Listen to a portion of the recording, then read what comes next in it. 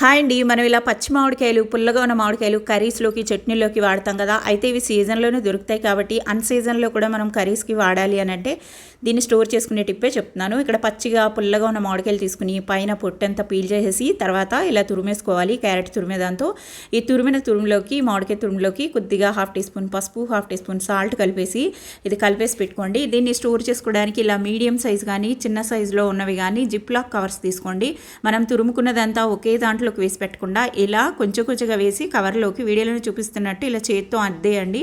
ఇలా లేయర్ లాగా పల్చటి లేయర్ లాగా చేసుకొని ఫ్రీజర్లో పెట్టుకుంటే మనకి టైం వేస్ట్ అవ్వదు. మనం వాడాలనుకున్నప్పుడు మనకి కర్రీస్కి, ఫిష్ కర్రీకి కానీ, ఏదైనా పప్పులోకి కానీ, చట్నీలకు వేసేటప్పుడు ఇలా ప్యాకింగ్ ఓపెన్ చేసి జస్ట్ అలా చిక్కీలాగా ఇలా కట్ చేసి వేసేయచ్చు అనమాట. అందుకే తక్కువ తక్కువ వేసుకుని ఇలా కవర్లో ఇలా ఒత్తినట్టు చేసి తర్వాత మనం ఫ్రీజ్ చేసుకుంటే వాడేటప్పుడు ఈజీగా ఉంటుంది అనమాట. ఇలా ట్రై చేయండి, చాలా రోజులు నిల్వ ఉంటుంది. టిప్ నచ్చితే లైక్ చేయండి, సబ్స్క్రైబ్.